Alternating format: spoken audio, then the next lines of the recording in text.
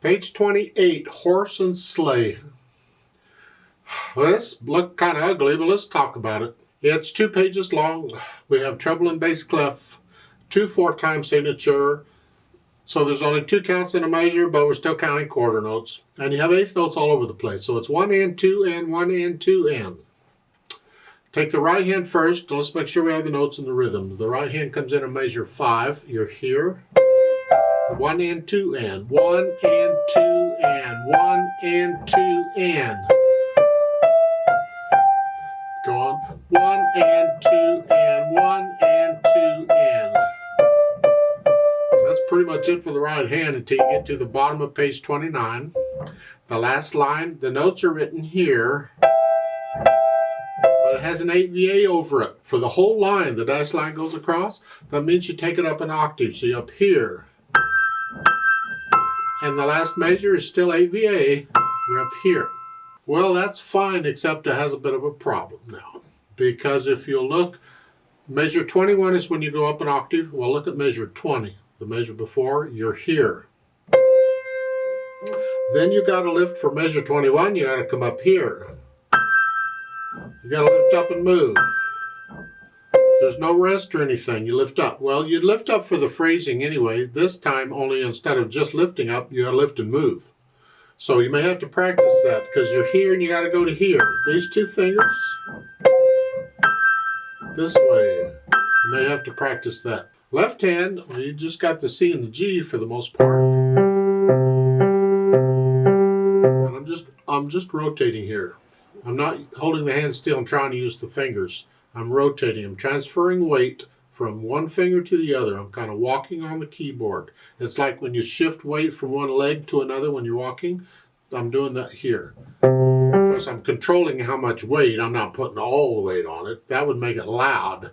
This is just a little weight. It's soft. This way. And you keep doing that until the bottom of the page, measure 9 and then G. Now, top of page 29. That is a D now. Through. Okay. Then at the bottom of the last line, the last 2 measures, you're here.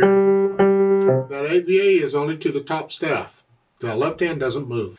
So when you put the heads together, let's start at measure 5. When they play together, we're here, and it's just eighth notes.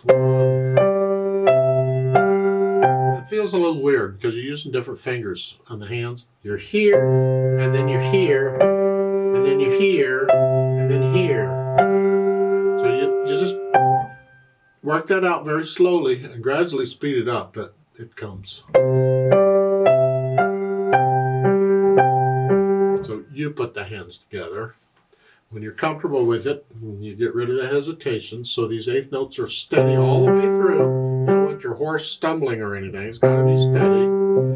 Then we add the articulation. The first line doesn't have anything. So, in theory, if they don't give you anything, it's up to you how you want to articulate it. You can connect them. You can disconnect them. It says trotting briskly, so think about a horse trotting. Blump, blump, blump, blump. I would not connect them if that's the case. But when you get to measure 5, in the right hand, it's a slurret, an accent, and then lift up. But if you want to disconnect it in the left hand, then you're connecting in one hand and disconnecting in the other hand at the same time.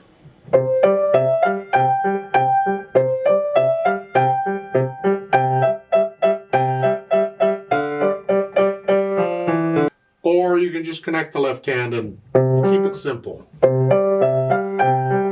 Measure 9 is staccatos.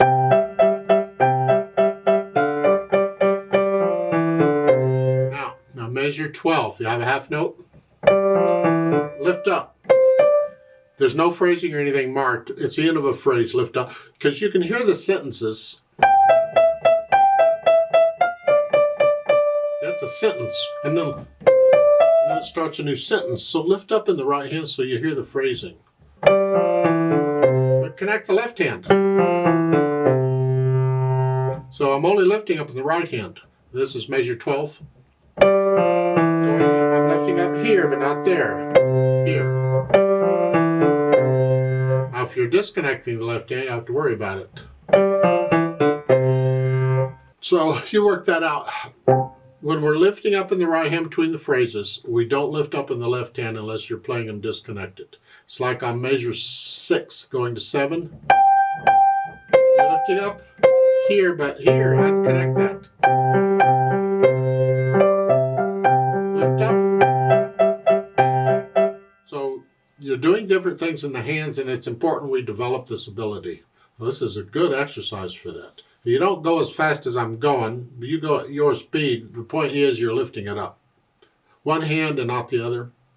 Doing different things. I'm assuming you're playing the left hand connected. As I said earlier, you don't have to. You can disconnect it if you want to, but whatever you're doing in the left hand, that should not affect your right hand. Or what you're doing in the right hand should not affect the left hand. They're separate.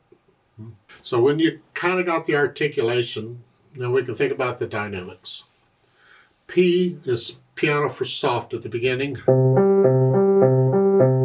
Measure 5, when the melody starts, the dynamic applies to the melody. This left hand needs to stay soft. So come back to up to about a moderately loud.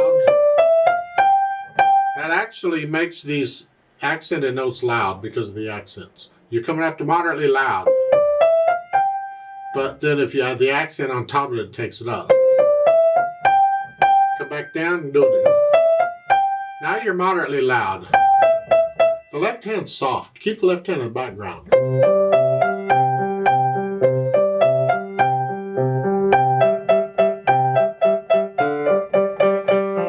And on measure 12, the right hand dies away on its own for that little arrow. The left hand you can start about moderately soft, go back down to soft. Here. Okay. Measure 17, you're moderately loud in the right hand, soft in the left. And then for measure 21, you're moderately soft. And this is both hands here, moderately soft. Retard onto a slow down a little bit. And go down to soft, both hands at the end. There's no melody here. It's just chords. It's like that last line there is like a coda or a tag on the end. The piece ended at measure 20. Because if you look at the first line on page 28, that's like an introduction. So the piece really starts at measure 5. The introduction just kind of sets the mood. Now as far as speed goes, this trotting briskly, it depends on what you can control. It's got to be accurate. It's got to be even, under control. So what can you do with, don't make the horse run. No, it's just trotting along. If you can't trot that fast, fine, slow it down. It's a little slow trotting, but it's got to be accurate, so it's up to you on that. And then just to mess things up thoroughly, they've added pedal. Isn't that nice? I like it without pedal, especially if I want to disconnect the left hand, because I can put that, I can make it sound like that. Pedal will cover that up. And if the pedal's going to cover it up, there's probably no reason to do it. You just will connect them. But I like it without pedal.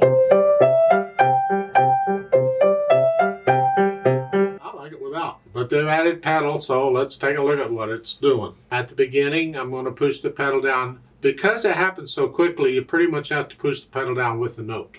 Because if you wait, you'll play the note and release it before you get the pedal down. Otherwise, I'd say play the note and then push the pedal down. But here, you almost got to start them together. Yeah.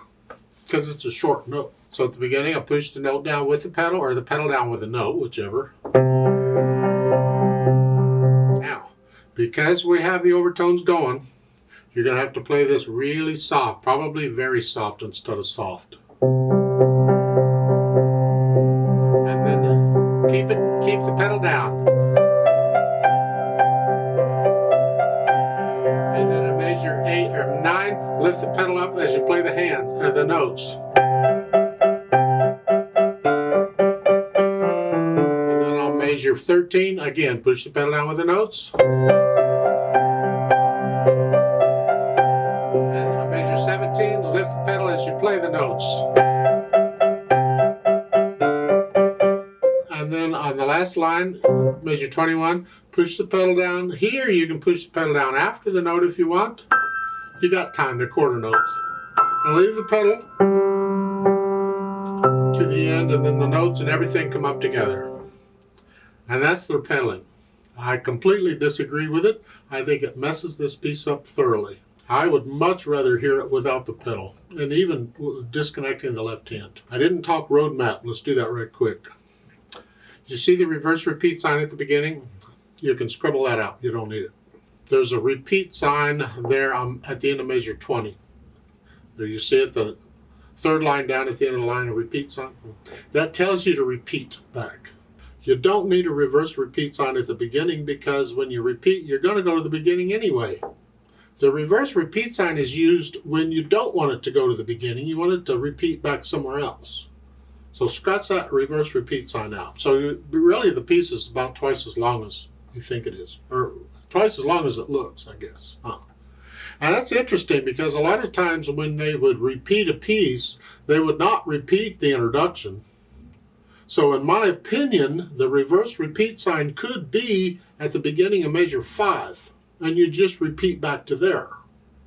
But they have you repeating the introduction again. Maybe that's an error, and they didn't mean that, but that's what they have.